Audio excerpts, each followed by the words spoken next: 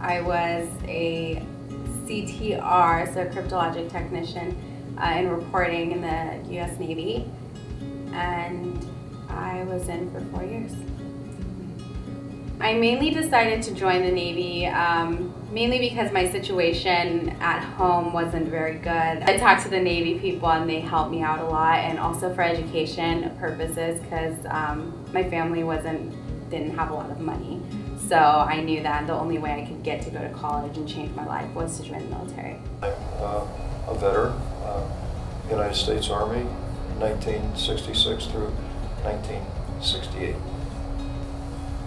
I'm an Air Force veteran, retired, and my service time ran from 1981 to 2010. And of course my entry into the service was inspired, I think, by a sense of patriotism that I'd heard through my father's lips. I think you have great role models, and you always want to live up to those. So, and I remember homecoming for me.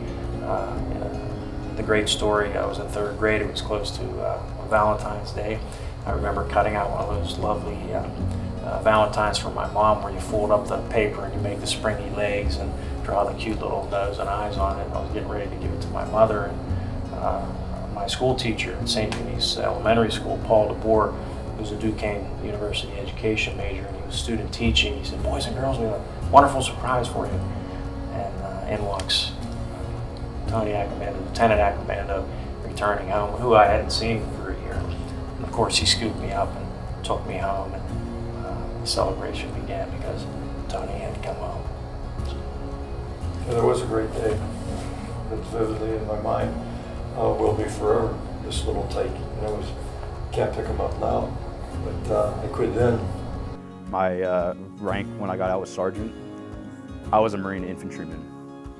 Specific job in the infantry was as a lightweight mortarman. So my job was, whenever we'd go out on foot patrols or something like that, me and my two buddies in my mortar squad, we would have a mortar system on our backs with ammunition in addition to our rifles. So, in addition to mortarmen out on patrol, there's machine gunners, and then there's assaultmen who carry rockets, and then to support the riflemen with like the the stuff that goes boom. So I was one of those guys. Being a young, healthy, military-aged male, I feel it's my responsibility when my country's involved in 2 wars to, it sucks that I was born in 1989 and, I'm 19 years old when there's a war going on, but, I felt it was kind of my responsibility. And then the reason why I enlisted in the Marine Corps, the reason why I wanted infantry, is because I figured if I'm going to drop out of school, I didn't tell my parents when I signed up. I just literally left Towers one day, went to the recruiter. It was the closest one in Robinson, and just signed up. But I wanted to, whatever I was going to do in the military, I wanted to make sure it was with involved in fighting, actually fighting the war, and with the best branch in the service. And as far as fighting wars, there's no other branch better than the Marine Corps. So I went to boot camp October 13th, 2009, and then I EAS'd as end of active service from the Marine Corps July 1st, 2015. We first crossed the Atlantic. I was on ship for 2 months only. And then we stopped in Greece, and then we went through the Suez Canal, through Egypt, down to the Red Sea, and then our company offloaded and we went to Djibouti. We got flown to Jordan. So from Jordan, we got on a plane to Kuwait. They finally told us, it's for sure, we're going to Afghanistan. So I was with 2nd Platoon, which, you'd ask anybody that was in that unit at that time, was the best platoon in India Company. And our mission was to helo in at night into Taliban-held territory in the Upper Gresh Valley, take a patrol base, take a compound by force, and then fight out of there. It was what I pictured or thought combat was going to be, or what war was going to be. The enemy was out there. We didn't know exactly where they were. They knew exactly where we were. We would go out in the field. They would come out in the field. We'd meet, get in a fight, and that happened multiple times a day and night. They would attack us. We would attack them, back and forth. My second deployment was back to Afghanistan for sure. It wasn't like a MEU where we might go or whatever. It was back to Afghanistan for sure, in a place called Marja, which is another one of those, like Sangin, Marja. You know, those are like pretty key battles for the Marine Corps. And then on the third deployment, this was the toughest one because all my friends in those pictures and stuff had gotten out because they all had 4-year contracts. So I was there for another 2 years, essentially by myself, which was good and bad, because it was good because then I could be a good leader, because at this point, you know, I was actually in charge of guys, and you know, we were going, you know, in combat. And I only had really one deployment out of the United States, and that was a year in Vietnam, which was in 1967. So I graduated from Duquesne in 1966, June 6th, and the same day was commissioned second lieutenant, and went into the active army 3 months later, 1st of September 1966, and then got out September 1st, 1968. In Vietnam, it was the first what they call TV war. So because whatever happened in Vietnam, the following day, probably 24 hours, it was seen on TV. That had not occurred before in Korea. Sort of read accounts, perhaps. American soldiers hiking their way through the sweaty jungles of South Vietnam. So now with the video of what is occurring, just like now, you see what's happening in the Middle East or in conflict. So it's not just hearing it, it's not stories being told about it, it's actually seeing it and almost feeling it. What were your first thoughts when you heard that you were going to be Oh, fucking ecstatic. On my first deployment, it was the best because, like, me and all of my friends thought for sure we were getting our legs blown off on all those deployments, but specifically the first one, it was awesome. I couldn't wait. Absolutely. Like, if the war in Afghanistan was still going on in 2015 or in 2000, like, I would have stayed in. Though there was a longing for home, I mean, you're focused on the mission. So when news came that George Bush proclaimed that Saddam Hussein had quit Iraq, or that the mission in Central Europe was over, you're relieved because you're going home.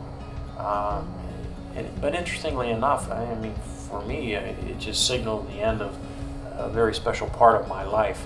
So there is a separation of sorts. You can't wait to get home, but at the same time, you almost are afraid to say goodbye. So I think that the transition is different for everybody. And again, in Vietnam, you wanted to almost put it behind you and not. It was sort of interesting that there were so many protests against the war, to stop the war, and so that the warrior goes home, and so the protesting warrior is home. So it just was an unusual situation. Not that it really mattered at the time to most. We just sort of accepted that's what it was. So maybe that was the most difficult transition, understanding how it is that the vehemence, the vitriol could be so deep and so severe. As the sibling, a younger sibling of a veteran, again, I was a 3rd or 4th grader, and to see my brother's reaction. I mean, we lived in a house where there were 3 brothers and a sister, and 3 brothers were in one room. In addition to him asking me if I brushed my teeth or if I did my homework, if there was an occasional storm, I mean, it would startle him. So as a young person, I saw those things. So, sometimes the transition is not only a challenge for the returning veteran, but it's also a challenge for families, because they don't always understand what's going on. Sometimes he would even say things and I couldn't even understand what he was saying. So even as a young person, I mean, it didn't scare me. I even at that point I got it, and so there are challenges for everybody. It's not just the veteran too. That's a great point, because the veteran is involved in the conflict. They're serving. They know what the mission is. They're full steam ahead trying to accomplish that mission, surrounded by a group of like-minded individuals trying to accomplish the mission in a dangerous situation. But it's the parents, the brothers and sisters, the siblings back home, not knowing what was occurring. Everybody's happy to see you, and you can't wait to get home. And there's just such an excitement there. But it's not that easy to shut off the mechanized behavior that existed while you were deployed. It's just not that easy to just fold back into Don Accommando, the American citizen, versus Captain Accommando, the aviator. So for me, that was a bit of a challenge. I mean, and don't get me wrong, I loved being home, and I was grateful that I was back on American soil. But there are challenges associated with just switching uniforms and lifestyles. Coming out of the military, my transition, I was truly scared because I adapt well to situations, but I was coming to a new place I've never been before, without any family, with only knowing one person. College is completely frightening. And many people are like, you're in the military, it's not that bad, it couldn't be that bad. But it's difficult, it's different, because you're not coming straight from high school into a college. You have like a 5 or 6 year gap, where mine was 6 years, and then they're telling me to write a paper, and I'm like, I don't know how to write a paper. I put all my eggs in one basket and I applied here on a whim, and I remember getting my letter saying they accept. Well, I opened my envelope and that sticker fell out, for your car, and I didn't even read the letter, I just started crying.